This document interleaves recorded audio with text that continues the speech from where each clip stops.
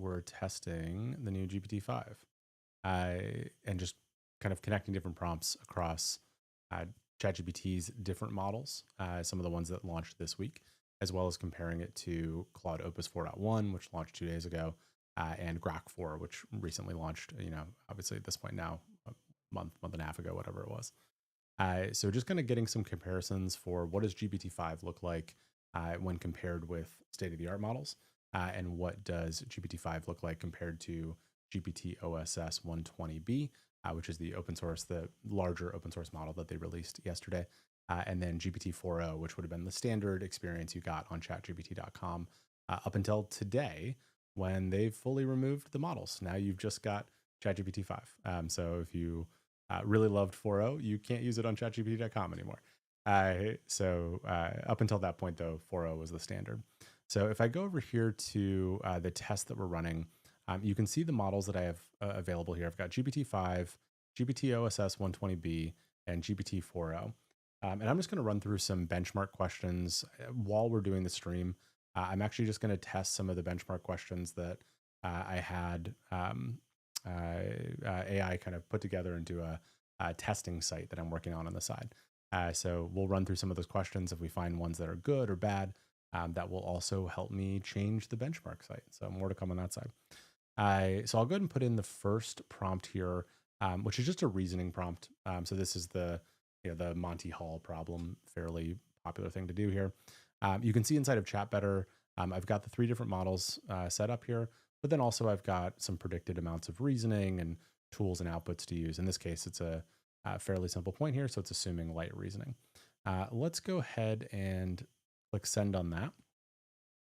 While that's coming in, what you'll see is in ChatBetter, a couple things are happening. So one is it's automatically changing my prompt. So it's rewriting the prompt to do kind of better prompt improvement.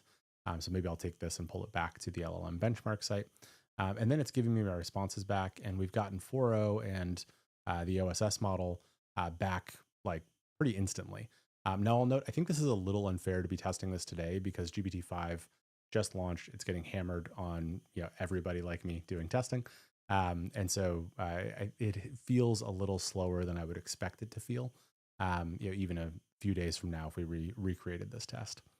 All right, so first things first, we've got our responses back. You can see the OSS model. It's funny, one of the biggest complaints that I've heard about the OSS model is just how aggressively it uses tables. So hilarious that the first response back we got was tables. The first thing that we're looking for here is the correctness of the answer. And what I would say is actually just in general, I would love to see the answer first, but all 3 of these are leading with kind of setting it up and explaining it. This is probably a training thing from ChatGPT. I think they want to force kind of walk through and explain your math on anything that might be a student problem. But let's just look through it and see how long it gets to get the answer. So this is giving me my kind of probability walkthrough.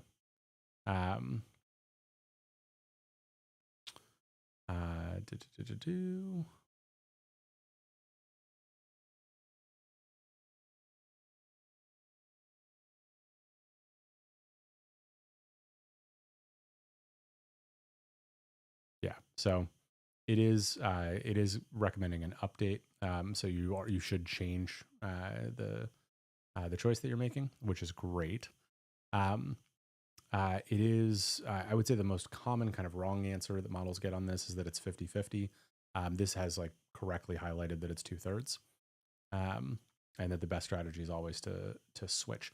Now I'll call it that, and we'll rerun this again in a second against GPT-5 and Claude Opus 4.1 and Grok 4. But I would expect that what I've noticed at least is that the training data for a particular model, like the actual corpus, the model host, that tends to, I think, drive, when hallucinations happen and the quality of the model more than just the size and intelligence of the model. Obviously, you do get updates. In our earlier testing today, we saw that there was like a hallucination on 4.0 that did not get replicated in GPT-5. But as a general rule, what I find is that OpenAI models kind of look and feel like OpenAI models when it comes to hallucinations or incorrect answers. Even kind of stylistically, they're similar. And that really changes when you start changing to different model companies, Anthropic, Google, Grok, whatever it is. Let's just verify really quickly that this is all giving us 2/3. It is, and it's all recommending the change. So that is great. Um, in terms of kind of stuff to look for here, it is walking us through the math and using kind of mathematical reasoning instead of intuition, which is fantastic. And it is, I don't think it's giving us a, like a reason by analogy example, which I think would be helpful if you were, learning this for the first time. Um, yeah, this is giving us more complex math on the open source side, which is great. Um, but I don't think it's giving, none of these are giving us like a, an analogy or a simplistic walkthrough. Let's go ahead and test it on the other models here. So here we've got GPT-5, Opus 4.1, Grok 4. Let's go ahead and click go on that.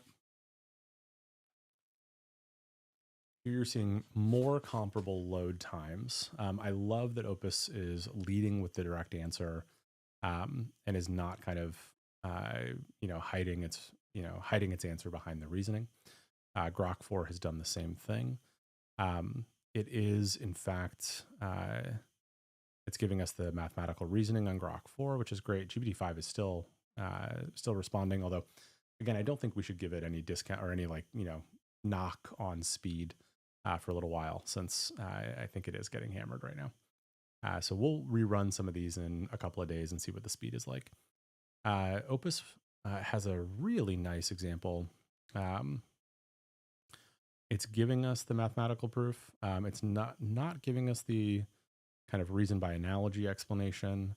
It is explaining the probability, and it's very directly saying that. Both Grok and Opus 4.1 have given us a good answer. Now, interestingly enough, in this one, GPT-5 has given us the answer up front instead of giving us the the kind of problem setup and walkthrough. I wonder. Okay. So I think this is because we have a closer to the kind of original prompt that put in here. This likely got predicted as kind of a quick answer instead of kind of a explanation. So part of this is also kind of system prompt instructions. One thing I'll call it that I've seen on GPT-5 from Theo's overview is that it does a very good job of following instructions. So if you give it system prompt instructions, it will follow them to a T. I think we'll probably see a lot more kind of like a revitalizing of custom instructions, given that it follows instructions extremely well. Now, I actually kind of want to test that. So I'm just going to throw back into my account here really quickly. I removed my kind of context document. The company overview is a place where you can put in information about your company, your job title, etc. And then it will personalize the responses to you. So let's put in something here that's just kind of for fun. Let's say start every response with a random number.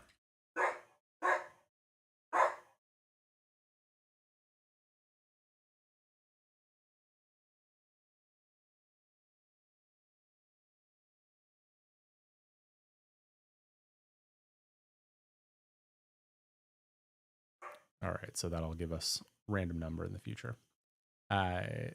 We'll see how well the models stick to just a really simple instruction like that.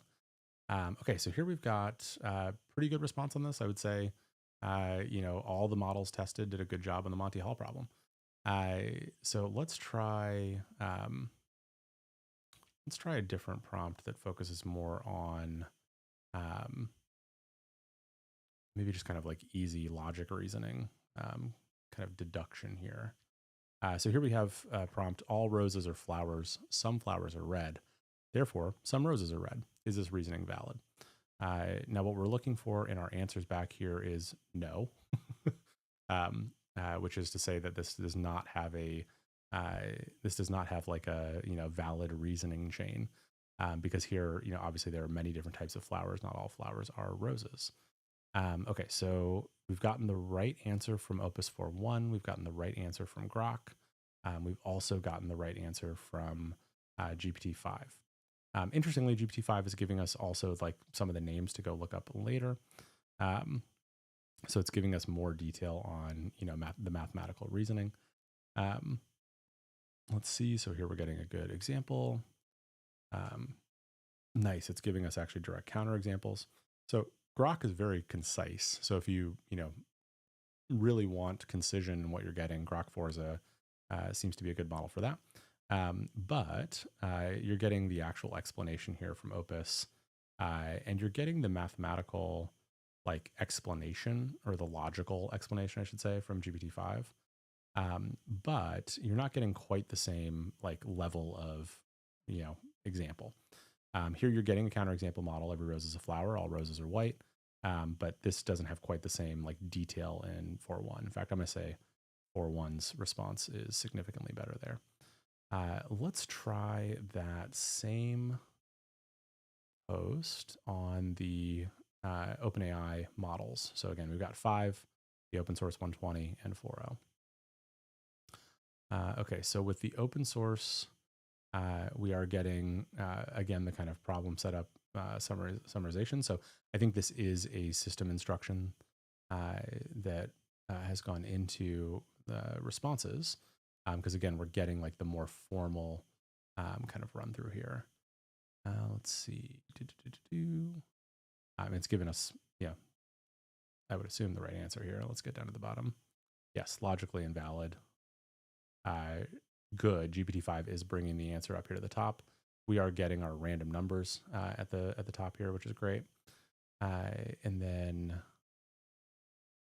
invalid. Great. So it's gotten the correct answer on all of these. What I'd love is in this test is kind of a concrete counterexample. I think it's giving us that. Although I will say Opus did the best job of giving us a kind of a concrete counterexample. So that's that on the open source models. All right, let's try out the next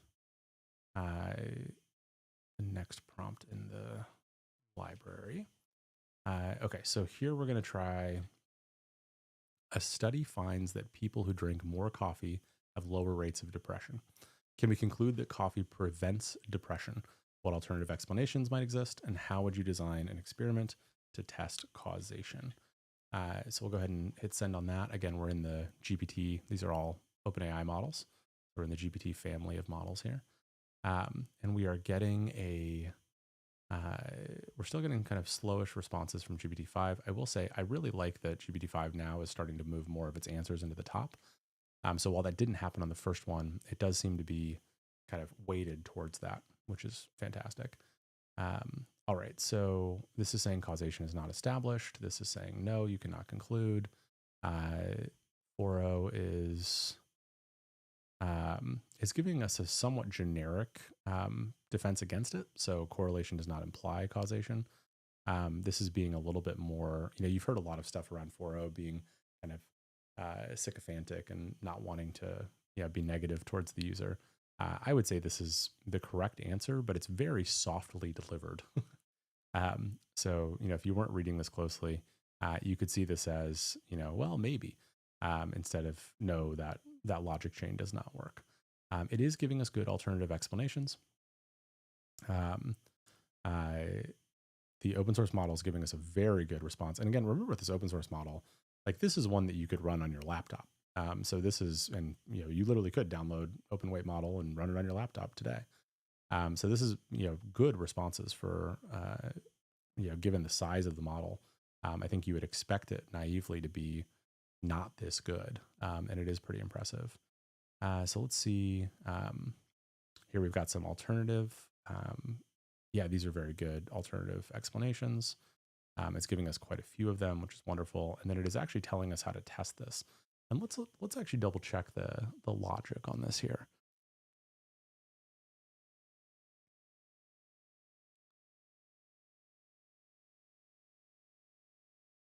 Yeah, so it's giving us a like a direct, randomized control trial, direct intervention, double blind.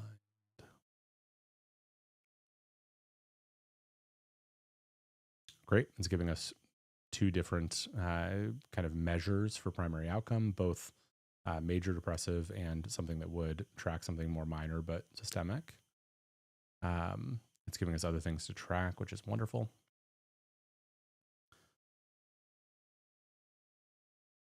Ways to kind of counteract against failures. And an alternative design. This open source model is a fantastic response. So great job from the OSS 120B ChatGPT open source model. And then GPT-5, we'll run through this, interpreting the finding. I think this is doing a very nice job, just kind of qualitatively, of summarizing this. So an association does not establish causation. Establishing that coffee prevents depression requires showing that increasing coffee consumption reduces depression. Actually, I wonder in this explanation, did it say that one of the issues was potentially overuse? Because perhaps there's also a local maxima that is important.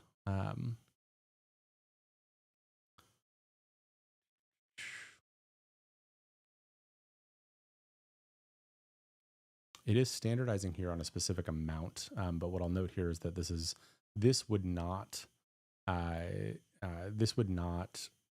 a wide enough population to be conclusive. So there's an error in some of the logic here on the open source model. Let's see if GPT-5 does better.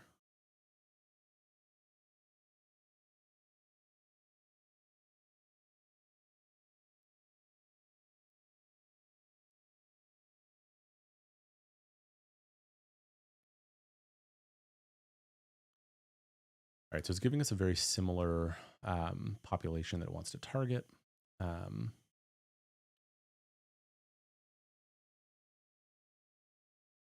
It's giving us a very similar design for the RCT.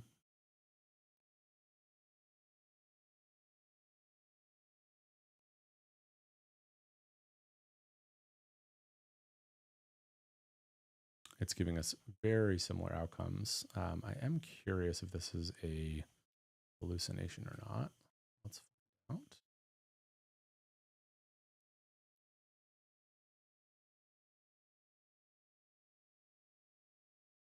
Yep, this is a real citation. So there is a paper from 2001 with Cronky et al. That is about the PHQ. So this citation is giving us some more information about the PHQ-9, which is great.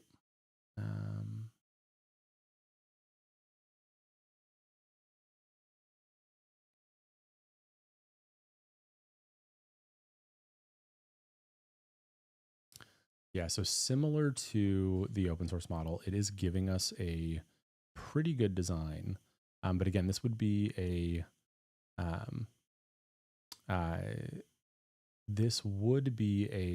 very specific dosage.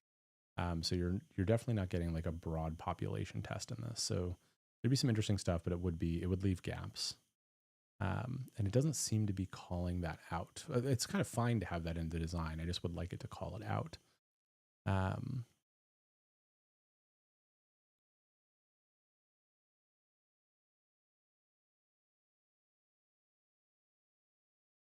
Yeah, because both of these would have the same issue. This is nice references, better than what we get on the open source model.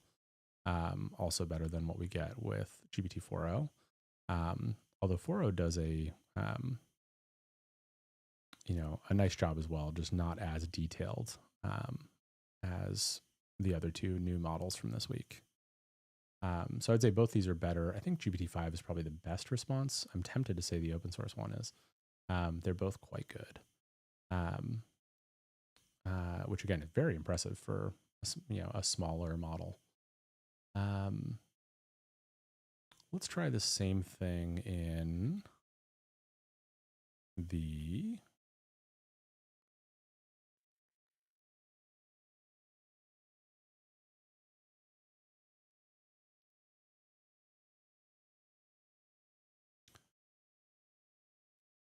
Let's try the same thing.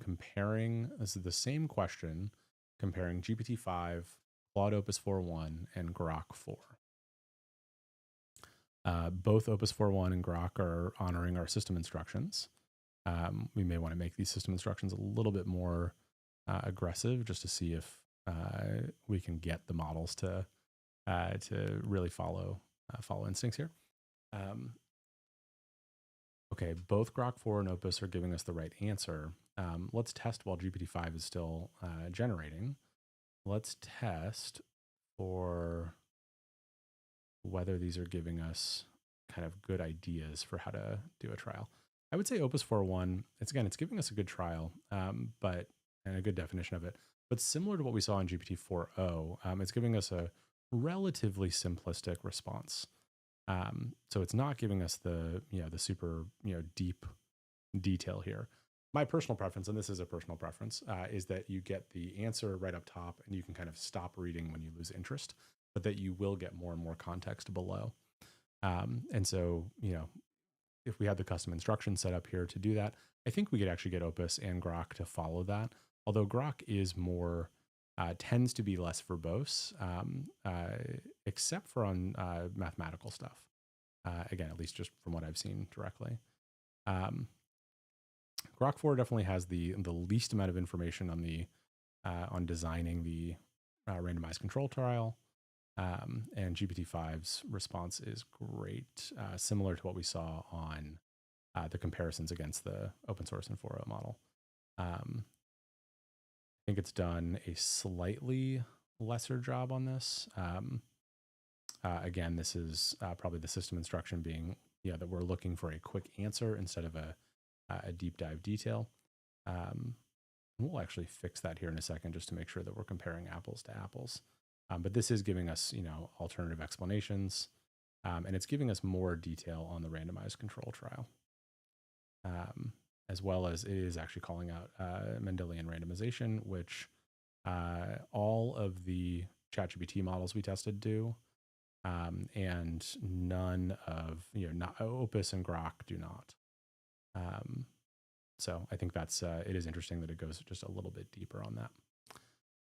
Okay, so all the models, all 6 models we're testing, have done well on this kind of causal reasoning overview. None of these are. I'm actually just kind of curious. If we go back to our system instructions.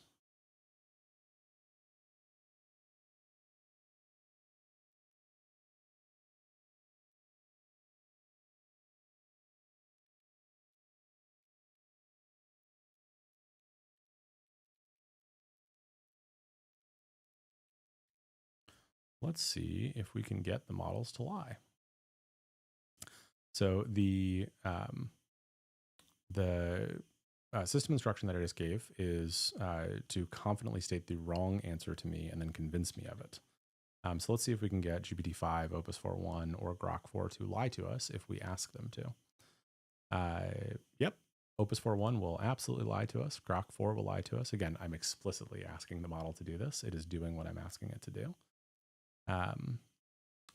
And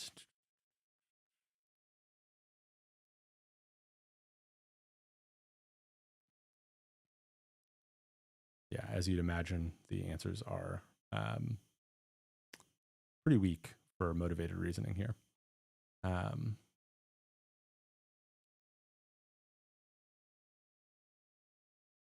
Grok 4 is doing slightly better by at least giving me alternative explanation.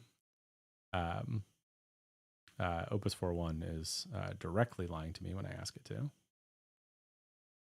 We still have our random numbers being generated. It is somewhat suspicious that those are all similar size, but those are random, I believe.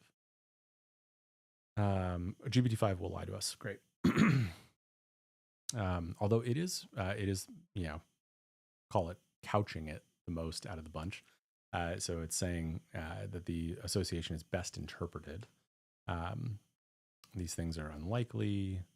An RCT would confirm. So it's giving me definition.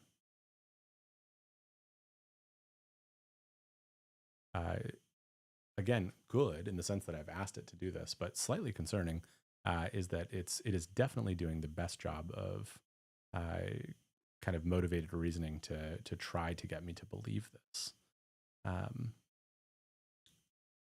So it's nice that it's, kind of setting me up to try to do an RCT, but it's definitely convincingly lying to me. Run through this, and it's still doing a very nice like definition of the RCT. Whereas, Opus 4.1 is giving me a very bad RCT trial design. And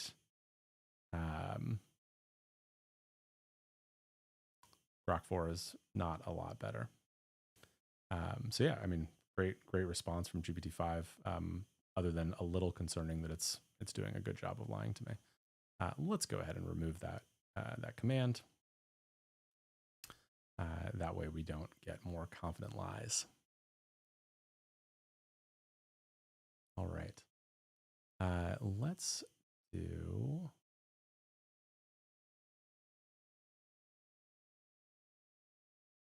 Let's do the final logical fallacy set here.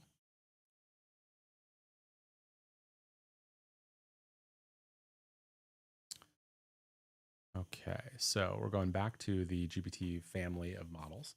You can see here we've got a response saying, Senator Johnson opposes the new environmental bill, but Senator Johnson was caught in a scandal last year, so we shouldn't trust anything he says about the environment.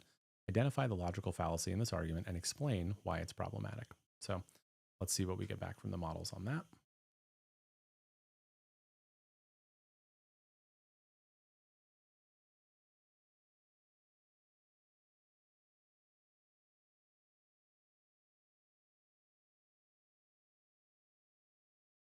Excellent. So it's both, or all three of the models, the open source model, the 4.0 model, and the GPT-5 model, are giving us the correct fallacy.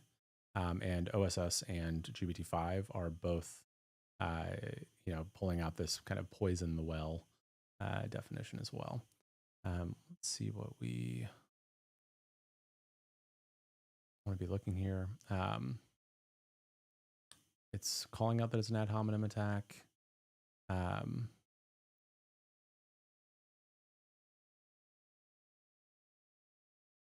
Very nice overview.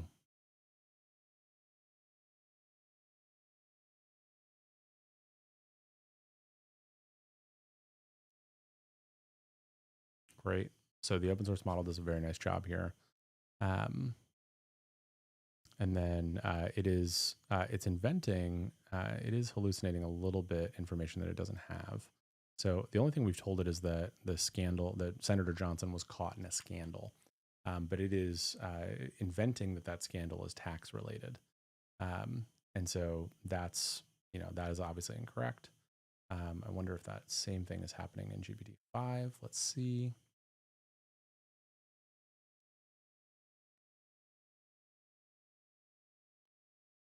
Great. It's calling out it doesn't know the topic of the scandal, but it's highlighting that if the topic of the scandal is relevant, then that may have more weight on the evaluation.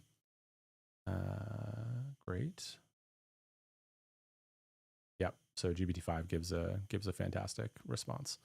GPT 4.0 is giving me the right answer and a good response, but is not actually honestly giving a perfectly fine response. I think less detailed than the other two. And I'm curious if it is going to try to attribute the nature of the scandal. It doesn't look like it's hallucinated on that. So that is really just the open source model that has made that assumption. All right, let's go ahead and set up. I'm going to pull in GPT-5, Anthropic Opus, and Grok 4. I'm going to go ahead and turn the comparison of the major models into an analysis type as well. so that we can get kind of closer apples to apples comparisons for GPT-5 OSS and GPT-4o comparisons. All right, so let's try, let's try that same.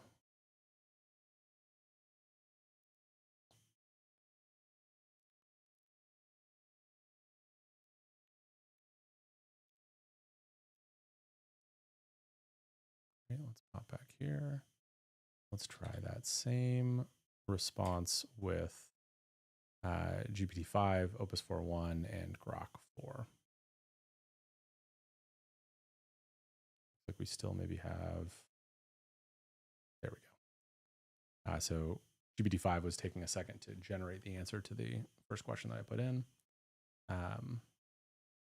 Let's look at our responses. So 4.1, fast, very fast. All three of them not bad. GPT-5 is calling out the poisoning of the well. Neither Grok 4 nor Opus are. I'm getting a good high-level summary from GPT-5. Again, detailed, similar to what we just saw on the GPT family comparison. Opus 4.1 is giving us the right answer. Grok 4 is giving us the right answer. Let's just see details on this.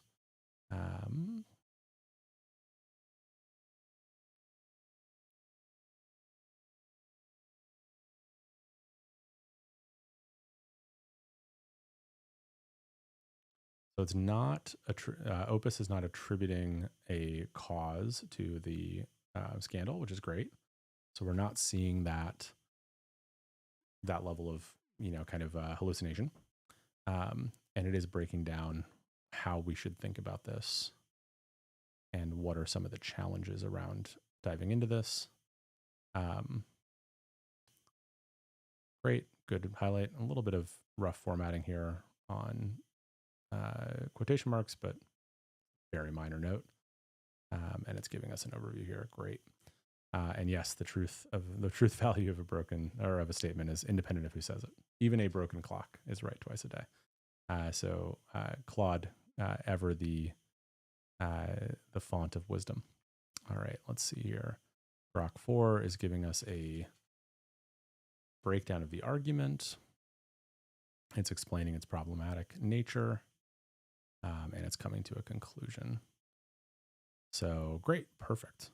It's doing a nice breakdown of the logic attached to this. So nice job.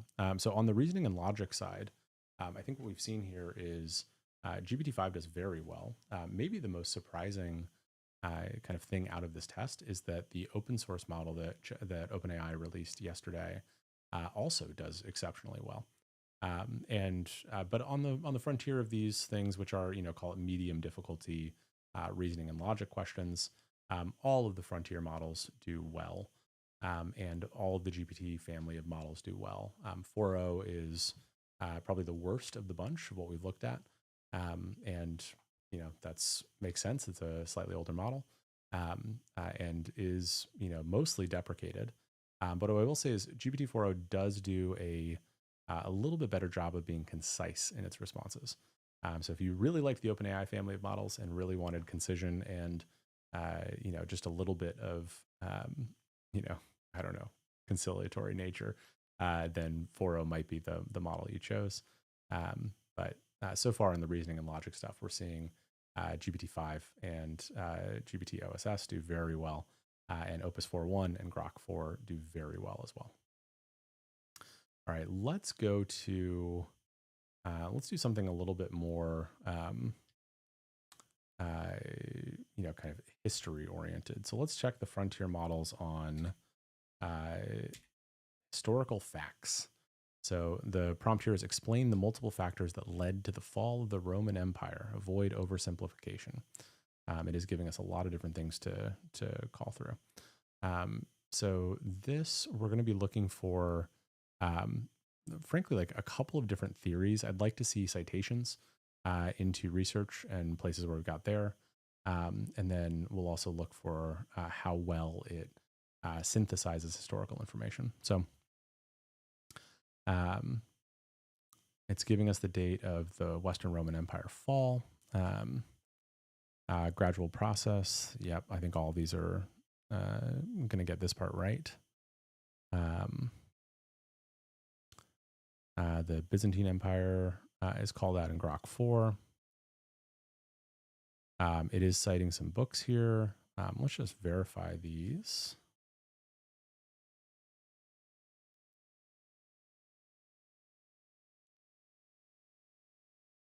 Okay, that is an accurate citation.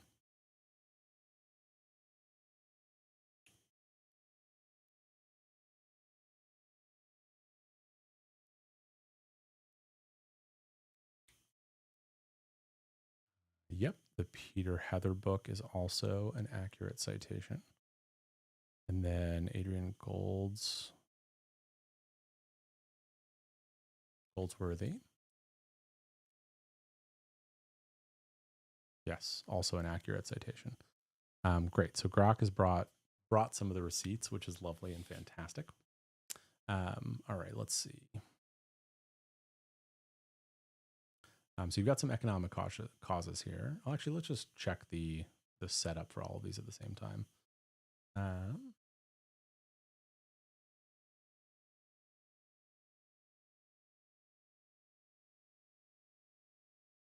So the setup on Opus is quite a bit shorter, and no citations yet. Let's just skim for citations here.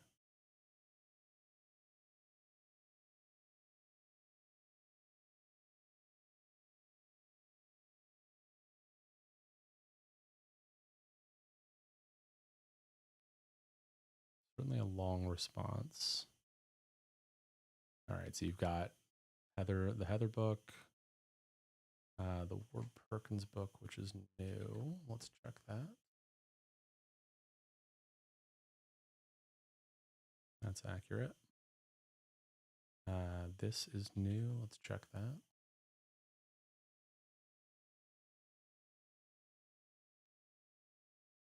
Yep, that's accurate.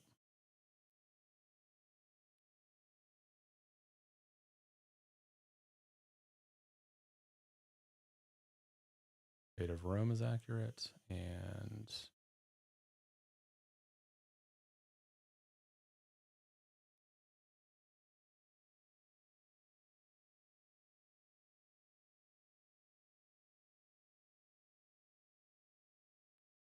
the Through the Eye of a Needle book looks pretty accurate as well. The date might be wrong. No, the date is correct. Okay, great. Okay, so we do have some references and citations here. Let's do the same, but very little intro. So again, Grok did a much better intro. Opus got directly to the point. GPT-5 here. Let's see. So here we have kind of an assumption here of that the fall is specifically calling out the Western Empire. It is highlighting the Eastern Empire, but it's assuming that I mean the fall of the West. It's not an assumption that either Opus or Grok made. It is giving me correct responses. I think the only one we haven't checked yet is the Jones 64.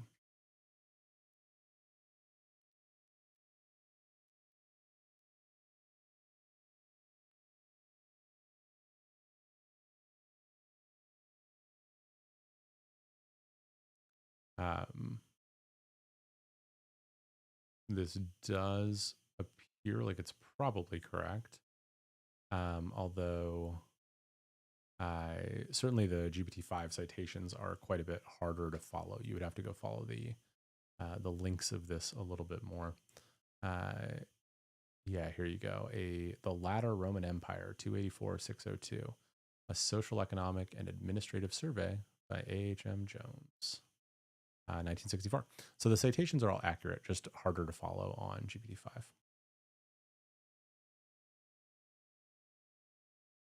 It's giving us a timeline, high-level timeline, which is great, and broken down into phase with key dynamics.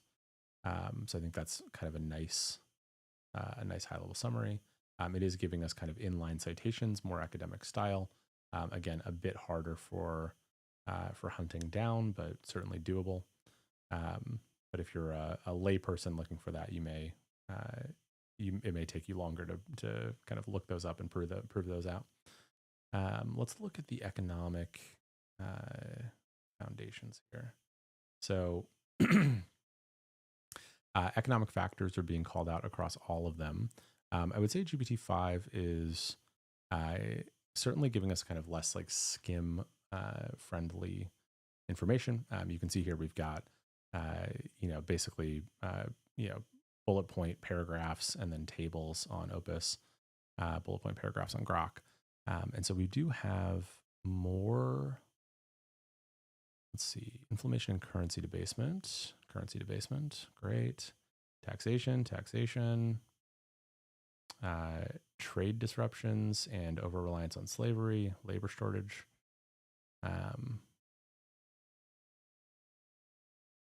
Great. So both Claude and Grok agree on those things.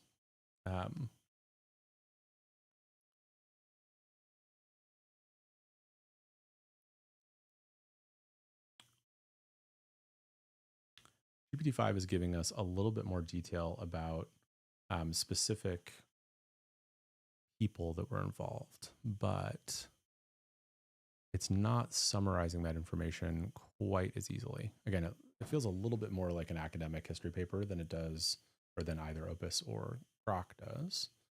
Let's see, eroding our tax base.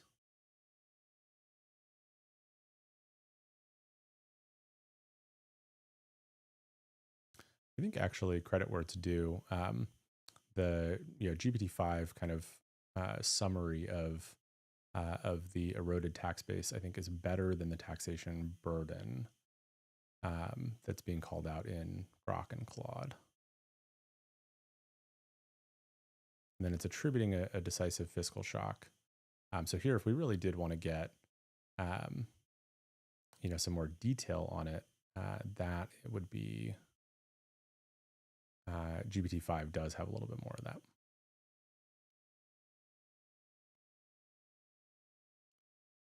All right.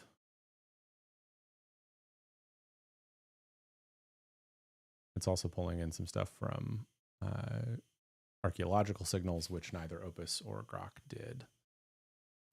Let's kind of curious enough around this. Let's go ahead and ask more here. Fact check this and explain.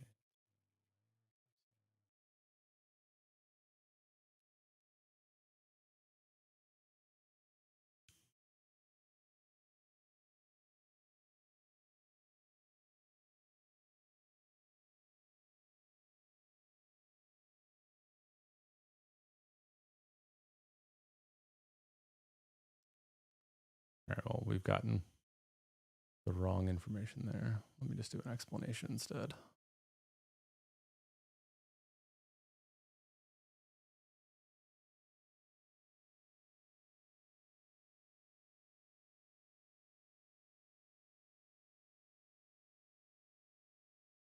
All right, well, we'll mess with that later.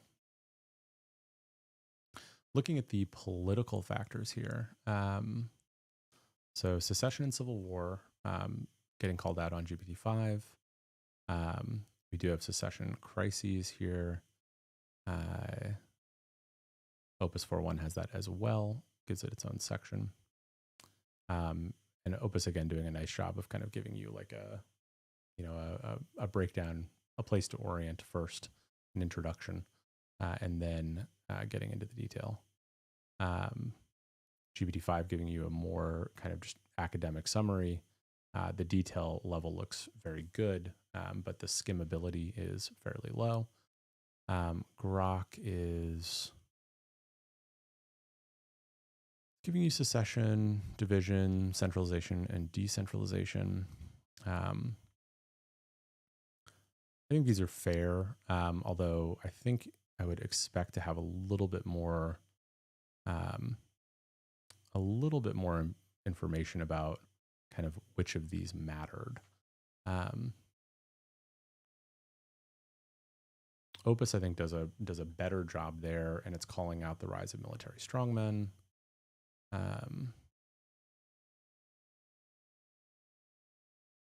GPT-5 is giving kind of, court politics, etc. It is giving us the centralization versus decentralization piece.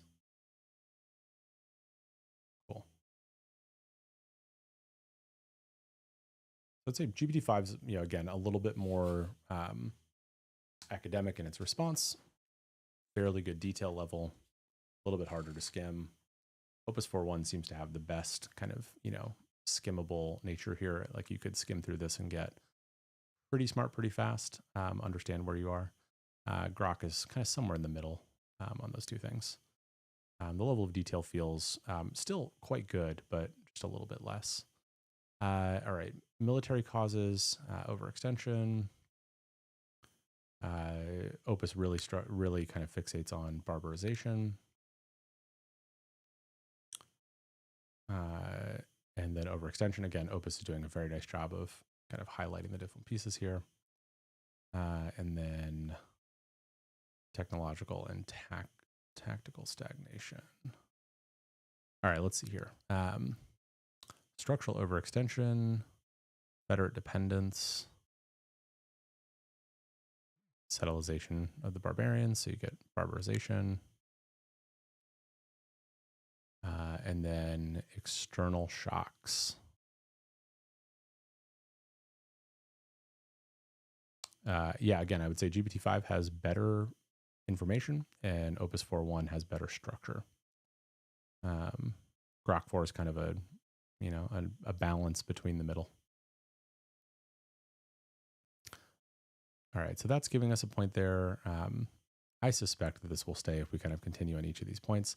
So let's get into some of the kind of connection between these and see what it's giving us. So Grok 4 is giving us a timeline here. And that's where it's starting to kind of make the shift into trying to connect all of these things and explain them. It does a reasonable job there. Let's see. I think the timeline is probably not the easiest way to structure that. But it is giving us at least kind of a snapshot of what happened when.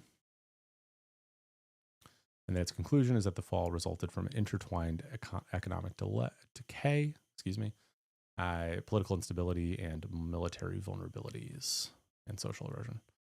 I think this is fair. It's bringing in some arguments from Heather.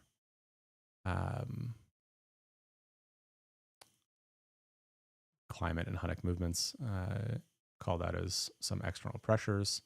So if you're kind of a realpolitik historian, you're getting your systems explanation there. It is not monocausal. And then it's recommending a book. Okay, let's see this on Opus 4.1. Reinforcing negative feedback loops. I think this is really nicely done. Military threats required increased spending. Higher taxes weakened the economy. Economic weakness reduced military resources. Reduced military capability invited more threats. Then you get the political. So this is kind of giving you your military to economic. Then you're getting your political to military. Border defenses, barbarians, military emergencies empowered generals, which created more political instability. And then economic decline reduced urban populations. Smaller cities couldn't maintain civic institutions. Loss of civic culture reduced cohesion, which weakened economic cooperation. So therefore you get kind of balkanization. The fall was not uniform.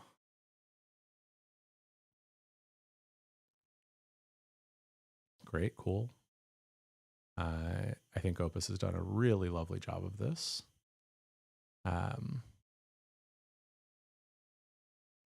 You get your Hunnic expansion and your climate change explanations again. Although here it's not really calling that out as a matter of debate. It's kind of, this is saying that this is driven by, and it's giving fair weight to that. I'd love to see this be a little bit more nuanced on, showing both sides of the argument here on how much the external forces mattered versus did not. The speed of the migrations created a problem.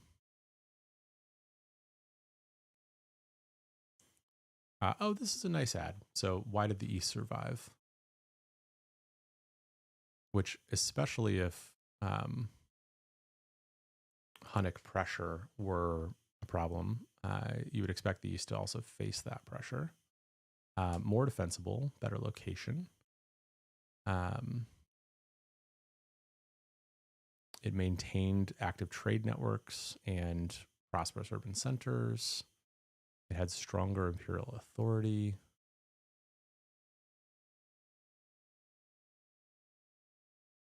Wealthier provinces. If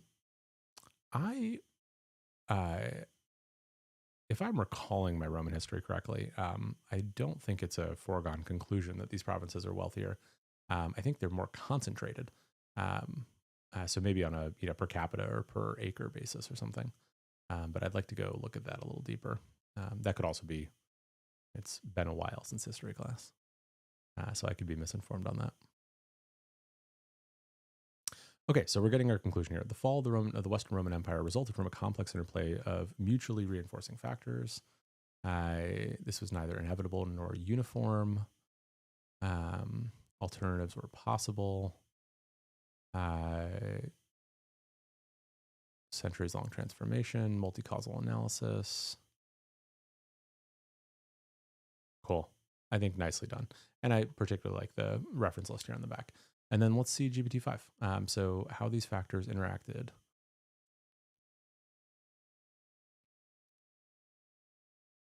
A little bit less skimmable, but nicely argued with citations. Shocks, policy failures, legitimization of autonomous federates.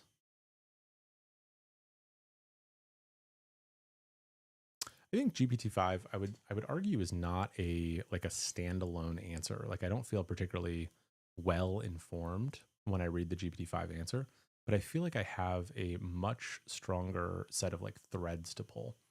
So there seems to be more cohesion in Opus 4.1 answers and the Grok 4 answer. The GPT-5 answer, I think, gives me more threads to follow. So if I were deeply studying this, I would have a lot of follow-up questions for GPT-5, but I would also have gotten the kind of breadcrumbs to ask those. So I think that's again, both a positive and a negative. I would say largely positive. I would have a very hard time picking between GPT-5 and Opus 4.1 on which answered this better. Interestingly enough, given the, call it the more kind of academic framing of the GPT-5 answers, I think it's also, giving some shorthand arguments here, like short-termism, personalization of power. What I noticed in the Opus 4.1 response is that it wasn't giving me quite the same,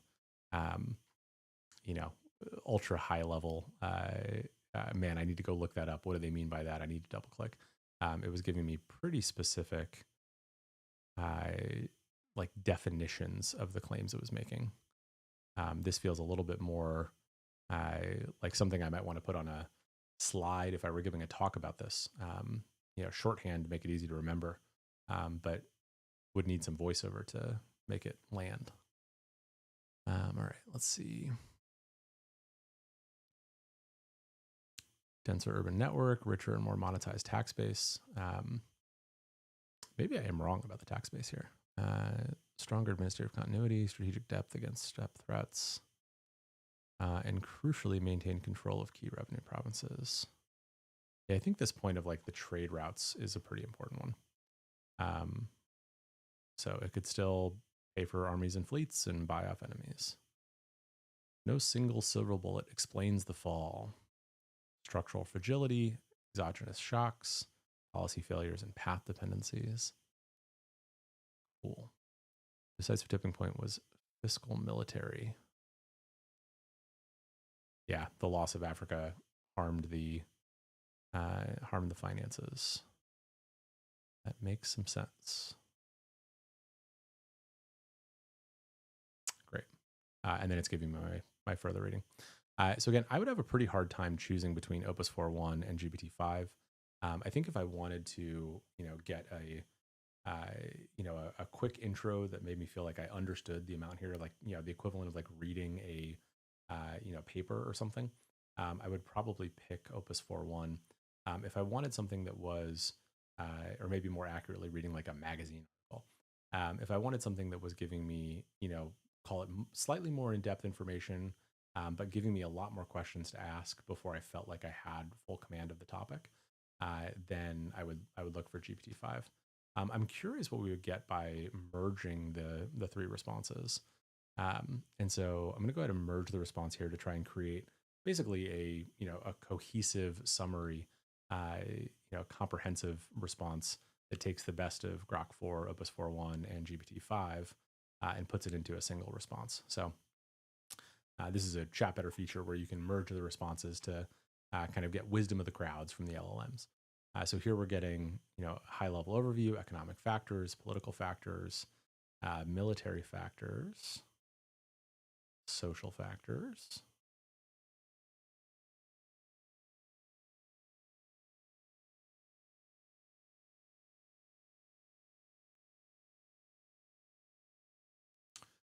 Then the interactions and feedback loops part, focusing on the timeline, which I'm a little bummed about because I would have preferred that it focused in on the interplay between the different topics, maybe with some explanations. Although here you're getting more just a timeline of decline, which is a valid way to do it, just not my preference. Cool. So then you've got that gives us our Roman comparisons here. So I would say I'm probably most impressed with Opus 4.1 on that, but there's a lot to like about GPT-5.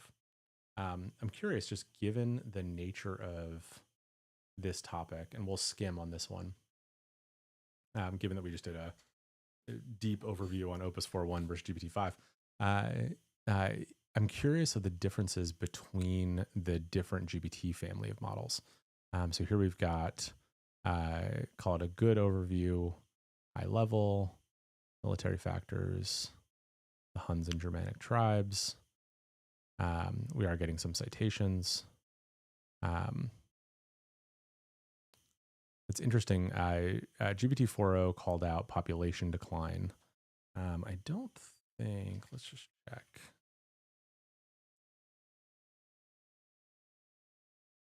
We did get that in the other ones. So we got the Antonine and Cyprian plagues. Antonine may be incorrectly pronounced. Reduced population and military age males. So we got that in Opus and in GPT-5.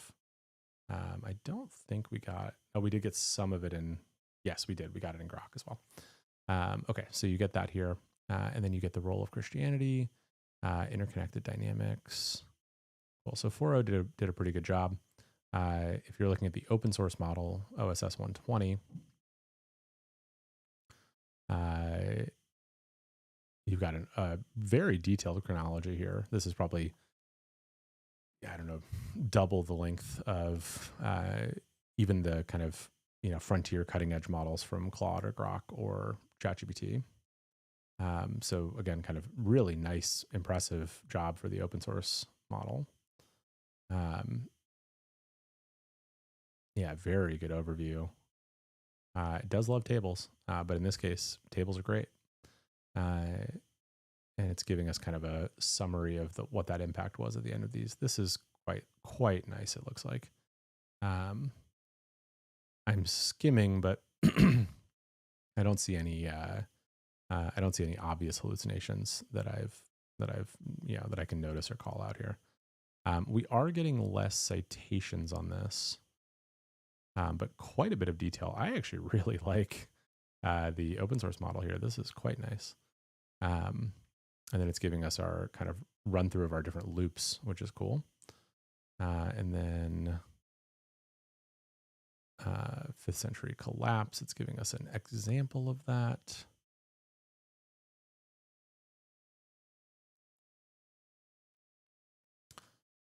Nice. It's giving us kind of a breakdown of the history and historical views. So your traditional view is, barbarians at the gate.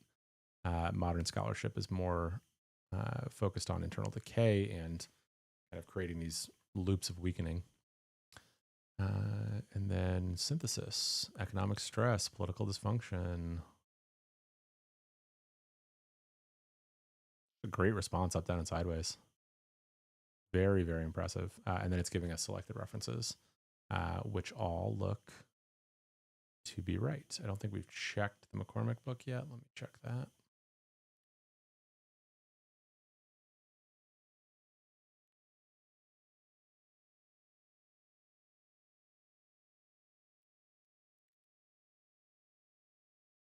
I do think this is a hallucination. So there is a, let's see, Roman imperial policy.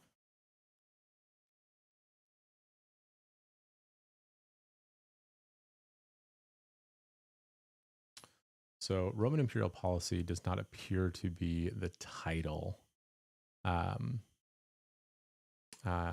It looks like there is a book from 2012, a paper from 2012 that is McCormick, that is climate change during and after the Roman Empire. And then there are a number of books that he's written.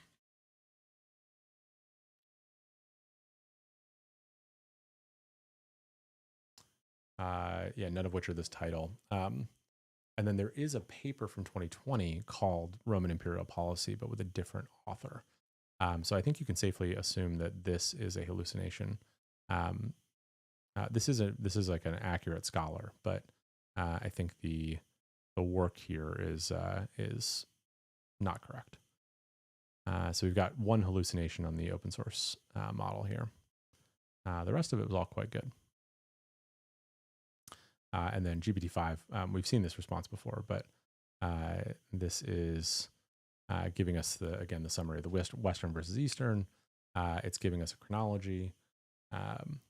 It's going deep on the economic factors, and it does seem to do the same thing we saw on the other side of giving us, some very good detail here, kind of hard to skim, and then giving us citations to follow up on. So I think very similar GPT-5 answer, a little bit more academic, a little bit harder to skim, and less of a complete and cohesive, this is the answer, and more of a, this is, a very good intro kind of lit review that you might want to, you will have some questions to dive deeper on unless you're an expert in the space.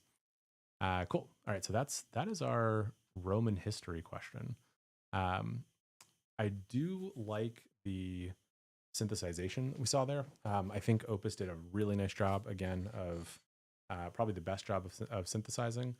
If I were looking for just pure speed and skimmability, I think the open source model actually did a really nice job, but did have at least one of the citations was a hallucination, and skimming through it, I wouldn't vouch for all of the individual items to be factual, although that would be true on, I think, most of these models. But generally speaking, I've been relatively happy with how few of these have generated hallucinations. So most of the stuff that I checked turned out to be reasonable. I would be interested to do kind of a line by line. I may do this offline because we've already spent, I don't know, 40 minutes on this. But it'd be really interesting to look through some of the arguments, because all of these do tend to just display this is the argument instead of setting up the, some believe X, some believe Y, both sides of the fact here. All right, let's go to, let's do ethics. Why not?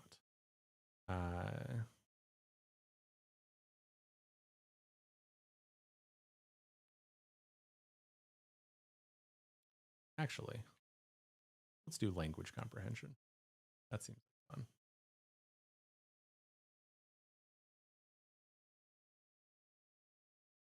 All right, I think this is probably the last test I'm going to run tonight. if folks have suggestions for questions they want to see, drop me a note. You can put a message in chat or send me an app message, and we'll add that to the next test.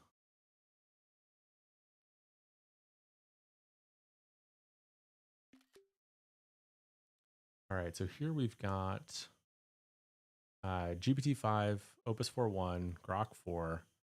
The prompt is analyze this sentence. The police shot the man with the gun. Explain the different ways this sentence can be interpreted, what causes the ambiguity, and how the context might resolve it, or how context might resolve it. So obviously this could be the police shot the man with a gun, with their gun. Or it could be the police shot the man with the gun, the man holding the gun. And so we're looking at the ability to kind of parse language and draw some conclusions. Okay, so let's see, just first things first, do they all get it right? I assume they will. Yes. And because shot itself is polysemous. I definitely got that wrong. All right, let's see. Well, multiple grammatical interpretations are possible due to the sentence's structure. Type of ambiguity arises from the way constituents can be grouped or attached differently with a syntactic tree, leading to distinct meanings without changing the words or their order. Grok 4, this is a well-known example in linguistics of syntactic ambiguity. Yep, that is correct. All right, let's see the different interpretations here. So Grok, with the gun, is it police shot the man who possessed the gun? Or is it the police shot the man with the gun, using their gun? So interestingly here, okay, no, it is giving us, great. So it's giving us the first and then the second. Instrumentational interpretation. Yeah, police used the gun to shoot. Excellent. So Grok did a good job there. These interpretations are mutually exclusive and can lead to potential contradictory understandings of the event. Great. Syntactic structure, the police shot the man.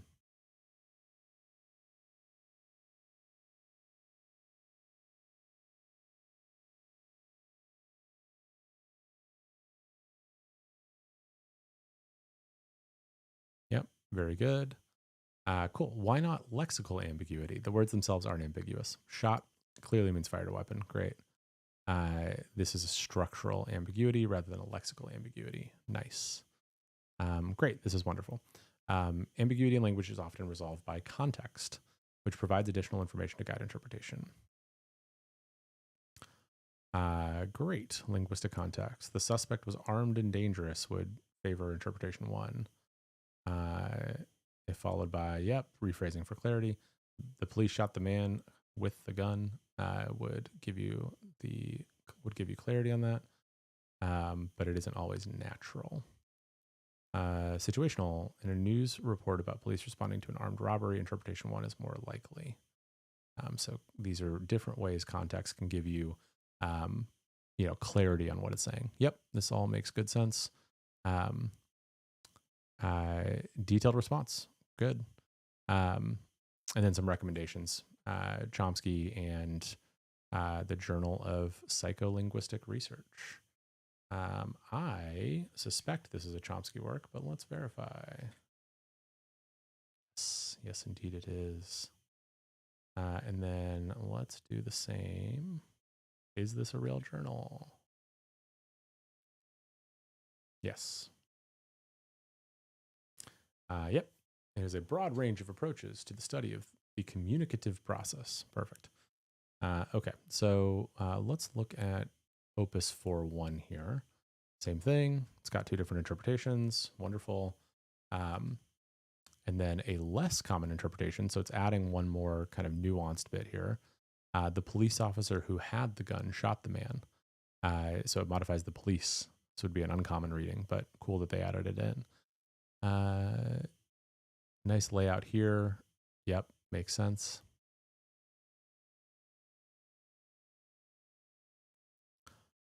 Thematic roles. Word order and syntax.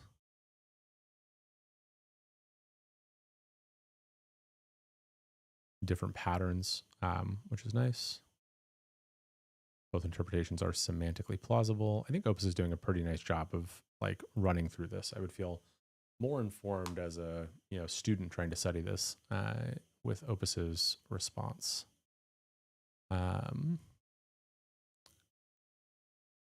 Similar suggestions on context, a little shorter and more concise, which I find nice in this context. Grok got a little wordy.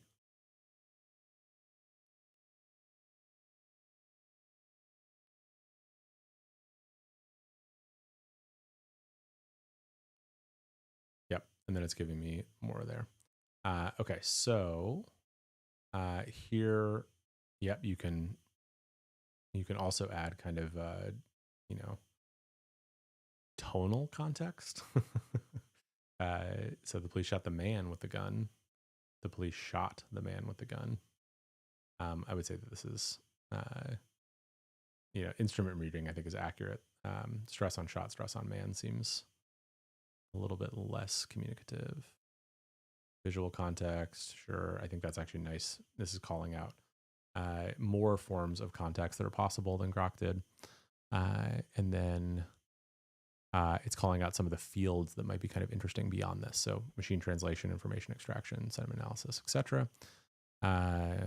Legal contexts, resolution strategies. This is kind of a nice breakdown here at the end. Here are some ways you could fix it. I'm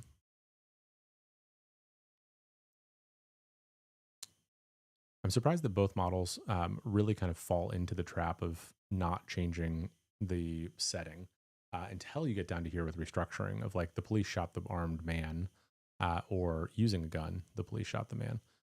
This feels like, in fact, the most likely way to solve this problem linguistically. So I'm surprised that Grok didn't do that. Let's see if GPT-5 did it. Possible interpretations.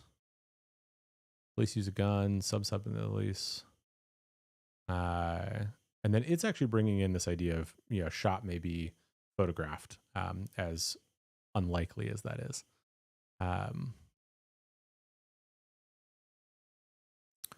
I think Opus 4.1 actually kind of walked the balance the nicest on the summaries of the overview. Yep.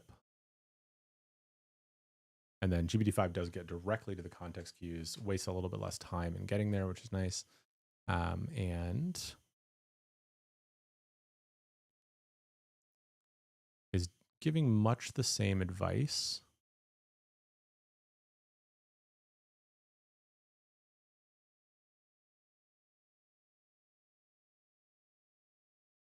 It's actually breaking down the summary based on which meaning is true, which is nice. A little bit worse layout than Opus 4.1, but not materially.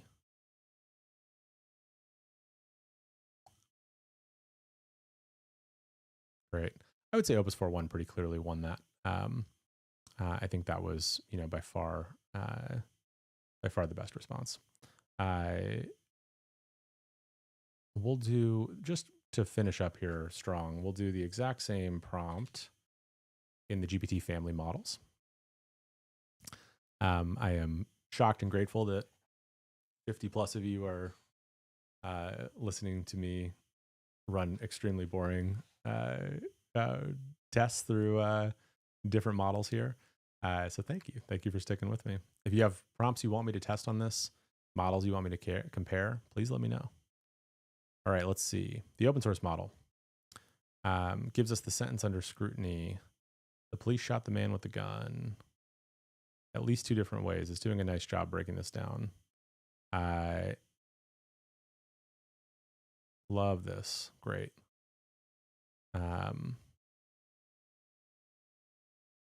It missed the shot the man who was carrying the gun, used a gun to shoot the man. The police who were armed shot the man. So it's giving 2 different modifiers on why the with the gun might modify the police or might identify the police, like the specific person or the force. That's cool, actually. None of the other models did that. So again, the open source model did something that none of the frontier models did, which is very cool. neat that it is giving such a good breakdown. Very skimmable. I think this is making me a big fan of the open source model. Like a lot of the stuff that I love about O4 Mini and O4 Mini High is like very clearly tied into the open source model. I'm also excited to do some code tests on it. I think GPT-5 has some, I mean, certainly the Claude models have been great on programming. And what little I tried on the OSS model, I was like pretty unimpressed with. So I think this may not quite extend. The open source model may not be the vibe coding model of your dreams, but I think GPT-5 is very likely to shine on there. But on things like word problems or kind of normal chat back and forth, logical reasoning, these types of things, the open source models really impressed me. On data manipulation, data analysis, it has really done quite poorly, at least from the test that I ran 2 days ago, or almost 2 days ago now, early yesterday. But on like normal word, normal kind of English language back and forth, the open source model's done fantastically. All right, let's see. Yep, it's giving us good kind of context clues. Does it suggest changing the structure of the sentence?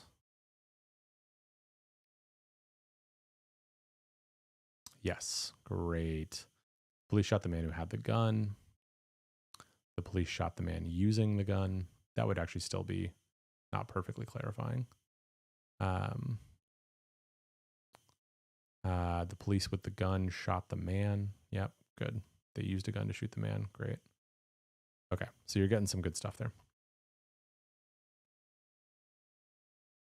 Open source model, doing great.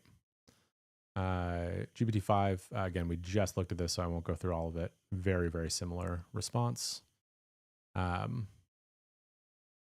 It is doing some nice suggestions here on like event framing, suspect identification. So very similar, but nice. And then let's look at GPT-4o. The police had the gun. The man had the gun.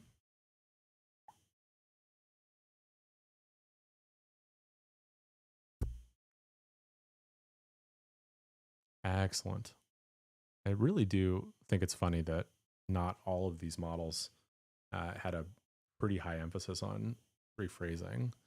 Honestly, these examples are not stellar compared to some of the other responses, but at least it's like the first thing that was called out in a header. That is nice from 4.0. Great. Cool. So on this, I would say, again, I think the open source response is better than GPT-5, which is never ceases to amaze. Makes me smile every time. But some really nice showing on GPT-5 versus Claude Opus 4.1 and Grok 4. Although Opus 4.1, I think, beat out GPT-5 on that last response.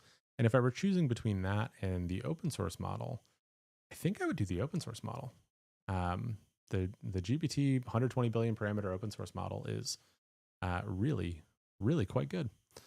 Excellent. All right. Well, let's just for fun, let's do a version of this on just whatever models that we select here. So we're going to get much more diversity of models across this. Let's get something we can kind of compare and contrast to here. So let's pick the open source model since I like it so much. And then let's compare that to Llama 4 and Gemini 2.5. So here you're going to get, again, some diversity on other frontier models, but not the most recently released ones. So near instant response from both of the open source options, Llama 4 Maverick and GPT open weight model, OSS 120B. Roughly what you saw in the old one. So this is giving us, again, a pretty good response.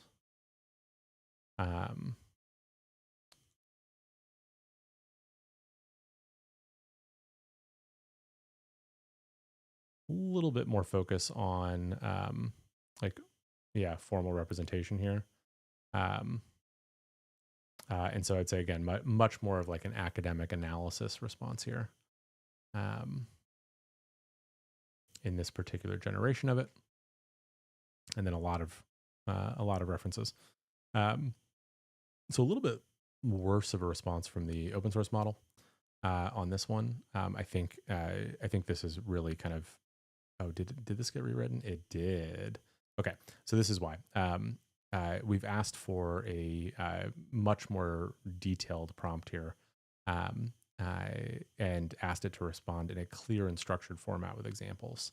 And so this has somehow nudged the open source model into giving much more of a formal response. The llama response is pretty good.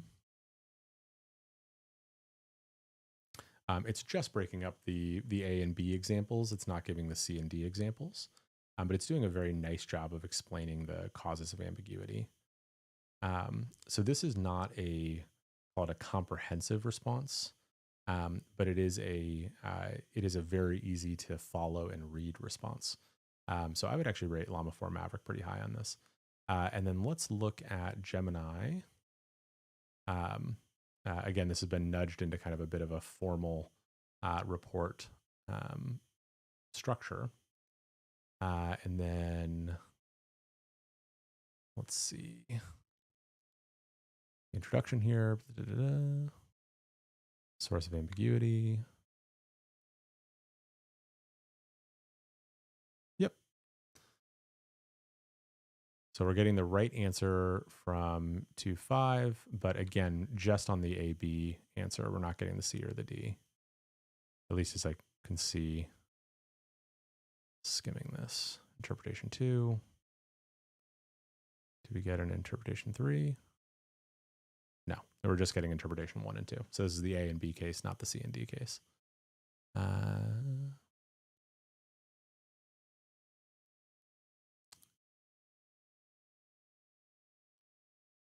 But it is giving us much more detailed suggestions on how to fix with context.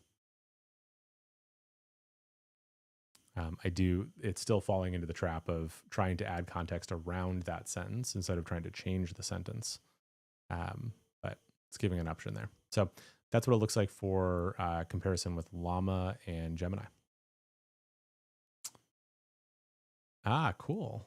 All right, we've got one.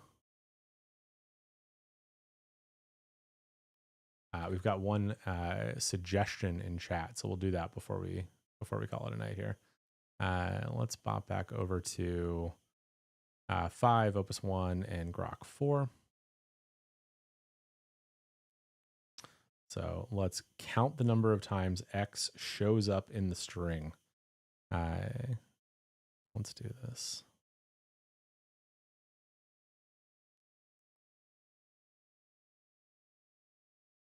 And I actually don't know the answer because this just came in off chat. So I would have to quickly verify this, although I'm curious. One of the things I actually like about Chatbetter is by seeing kind of wisdom of crowds, different LLM responses. If 3 different models from totally different model families agree on the answer, the odds of it being a hallucination are much lower. So before I actually go try to manually verify this, let me see if I get the response, the same response. All right, so GPT-5, very simplistic response, just very net and clear, 77.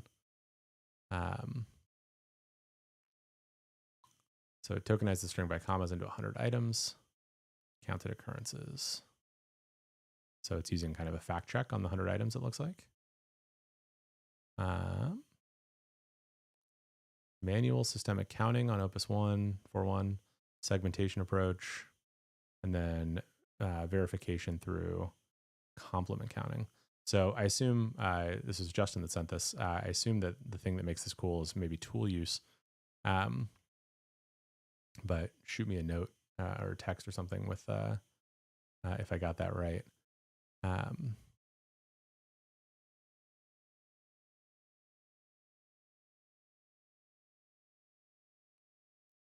All right, so we get total elements in the string 100, but we get 76 instead of 77.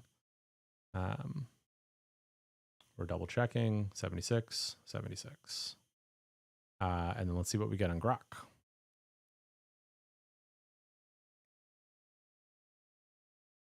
77. Okay, so Grok and GPT-5 agree. Opus 4.1 thinks it's 76.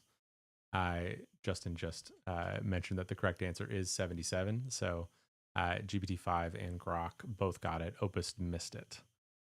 Let's see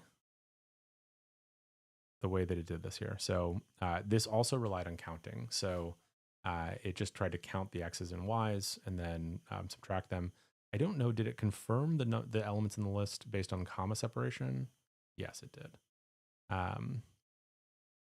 Great. And a nice breakdown of the logic here. No other characters. Positions of X. Very cool.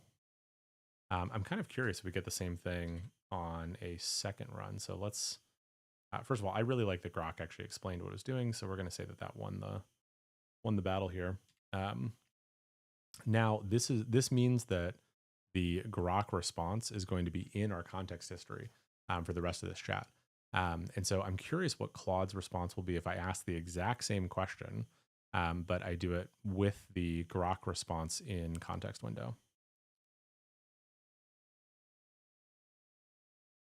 And then it got it right that time. So I'd be curious. I'll run this. I do need to wrap up here, but I will run this again in a clean chat, and I'll be curious if it gets the right answer without that in the context window. In fact, let's do that real quick before we head to bed. All right, so it looks like ChatBetter has picked these as the top 4 models: Llama 4 Scout, Claude Sonnet 4, and GPT-5 Mini.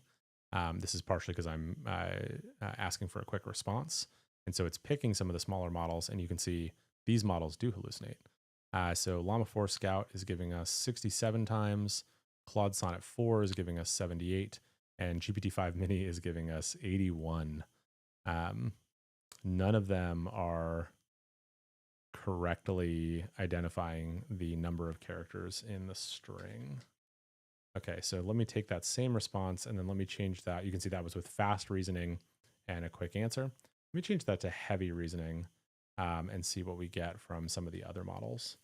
So here we're going to look at Llama 4 Scout 03 and GLM 4.5 Air.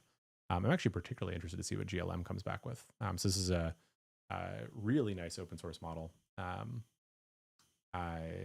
And maybe tomorrow I'll do some comparisons between the kind of top open source models, which will be the ChatGPT open source model, GLM 4.5, and then probably Kimi.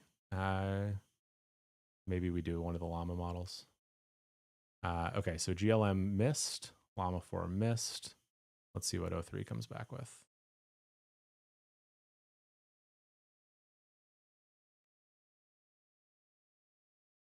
And then while that's running in the background, let's try. O3 also missed. So I think this should give you kind of a little bit of context on how impressive Opus 4.1 is, how impressive GPT-5 is, how impressive, Grok 4 is, frankly. Because see, Opus missed, but it missed by 1, and you're seeing how badly, even kind of state-of-the-art models, from weeks ago, or not getting anywhere near the response. All right, let's check Opus. Let's check the GPT open source model, and let's check GPT-5. So I've now got this set up here. Let's do heavy reasoning. And then let's see what we get just cold with nothing in the context window. Opus 4.1 missed badly.